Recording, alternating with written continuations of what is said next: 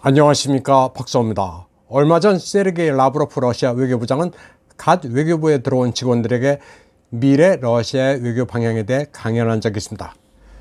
그는 서방 주재 외교관들이 인간 수준 이하의 고통을 겪고 있다면서 더 이상 현 수준의 외교 공간을 유지할 필요성을 못 느낀다고 말했습니다. 다른 지역에 산적한 외교 과제가 많은데 굳이 미국과 소구권에 몰두할 필요가 없다는 메시지였습니다. 이 같은 러시아의 외교 방침에 주목한 나라가 있습니다. 바로 이스라엘입니다.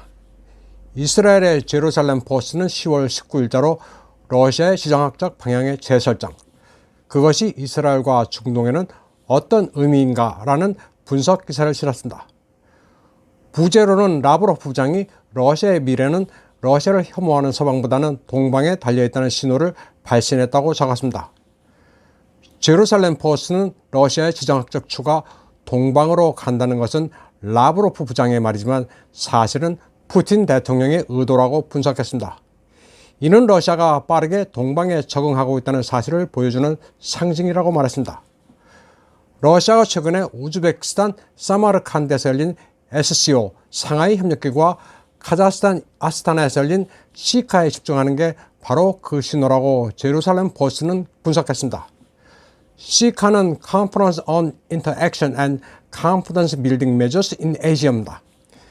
SCO와 성격이 다소 겹치는데 좀 더 포괄적인 지역 협력 기구입니다. 러시아는 국제 무대에서 광폭 외교를 하고 있습니다. 중공, 인도, 이란, 터키와 중앙아시아 국가, 그리고 아르메니아, 아제르바이잔, 벨라루시, 파키스탄, 말레이시아로도 보폭을 넓히고 있습니다. 뿐만 아니라 베네수엘라, 시리아, 라틴 아메리카, 아프리카를 포함해 전통적인 맹우들과도 협력을 다지고 있습니다. 또 유럽에서는 헝가리, 세르비아와 강한 유대를 유지합니다.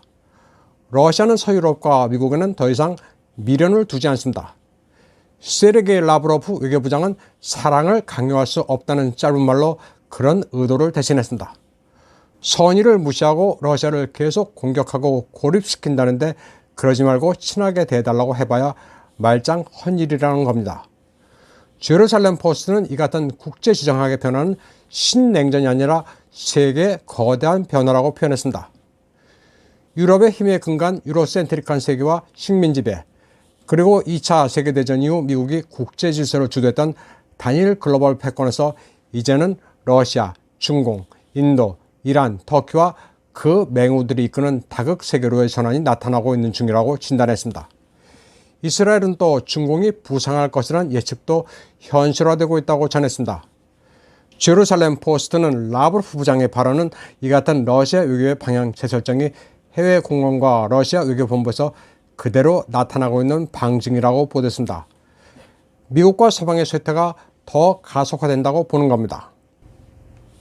러시아는 이제 소비에트 시대에 하고 있던 작업의 방향을 재설정하고 글로벌 사우스에 집중하고 있습니다. 소비에트 시절 아시아, 아프리카, 동유럽, 남미와 친교를 도모하기 위해 세운 패트리스 루문바 유니버시티의 이름을 고쳤습니다.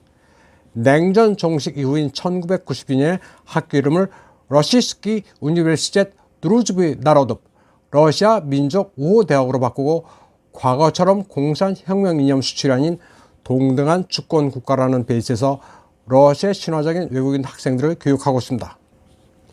벌써 30년 전에 국제 질서의 변동과 헤게모니 이동을 예견하고 미리부터 준비해온 정책입니다. 러시아의 외교 정책은 주먹구구식으로 급조한 게 아닙니다.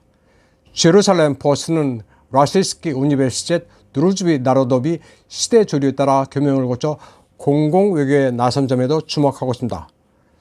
국제 질서의 헤게모니 변동에 따라 러시아는 정교하게 합종 연행의 외교 정책에 주력하고 있습니다.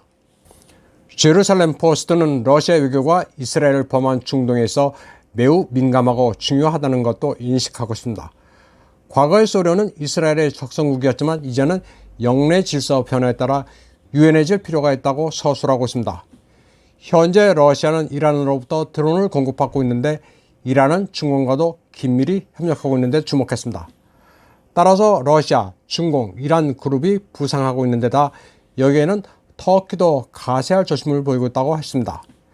게다가 러시아는 중앙아시아 국가와 파키스탄과도 협력하고 있으며 사우디아라비아와 걸프 국가에서 미국의 영향력을 몰아내고 있다는 겁니다. 그런데 이 같은 상황에서 이스라엘이 키예프에 이란제 드론을 방어할 무기를 제공했다가는 외통수에 걸릴 수 있다고 제루살렘 포스트는 분석했습니다. 자칫 이스라엘은 우크라이나 진영에, 이란은 러시아 진영에 고착화돼 빼도 박도 못하는 상황이 되면 운신의 폭이 없어진다고 판단한 겁니다. 국제 질서를 보는 이스라엘의 통찰력은 대단합니다. 올해도 아니고 2020년 3월에도 제루살렘 포스트는 국제 질서의 변혁을 냉철하게 보고 있었습니다. 이 매체는 미국이 러시아, 중공과 충돌할 것이고 그 영향이 이스라엘에도 미친다고 보도했습니다. 미국의 글로벌 헤게모니 쇠락의 물결을 이란과 터키가 아주 잘 올라타고 있으며 그들은 중동에서 미국의 공백을 파고들어 동맹국이나 파트너가 되기를 원한다고 분석했습니다. 이 매체는 러시아, 중공이 미국을 천천히 밀어내고 있다고 봤습니다. 특히 모스크바와 베이징은 독일을 궤도 안에 끌어들이려 하고 있었고 독일은 노르트 스트림을 염두에 둔 미국의 훈계에 지쳐 있었다고 2021년에 진단했습니다. 또 이란과 터키는 미국의 헤게모니가 퇴조하면서 중동과 아프리카로도 보폭을 넓히려 했고 러시아, 중공과 회랑을 구축해왔다고 보도했습니다. 그런데 이런 큰 그림과 긴장은 이스라엘에 영향을 미친다고 지적했습니다. 전통적으로 중동은 친미 국가와 친소 국가로 나뉘어져 있었지만 이제 그 전형적인 틀이 변화하고 있음을 이스라엘은 직감하고 있었습니다. 이스라엘의 입장도 미미합니다. 전형적인 친미 국가지만 러시아, 이란, 터키의 파트너십에 고립될 수도 있는 동시에 미국과는 달리 러시아, 중공과도 일정 수준의 우호 관계를 유지하고 있습니다. 미국은 이스라엘에 대해 중공과의 관계를 줄일 것을 압박하고 있고 동시에 우크라이나 분쟁과 관련해서도 미국의 편에 서라고 종용하고 있습니다. 그래서 이스라엘의 세법은 간단하지 않습니다. 이스라엘은 SCO, 상하이 협력기구와 시카가 상당히 많은 수의 국가 조직임을 잘 알고 있으며 이들이 모두 미국 주도의 단극이 아닌 다극화된 국제 질서를 추구하고 있는데 주목합니다. 그리고 여기에는 미국이 배제되고 있으며 이스라엘도 종종 초대되지 않는다는 사실에 신경을 쓰고 있습니다. 급속히 다극화되고 있는 국제 질서 속에서 줄을 잘못 섰다가는 고립될 수 있다는 것을 이스라엘은 잘 알고 있습니다. 이번 방송은 여기까지 하겠습니다. 시청해주신 여러분 감사합니다.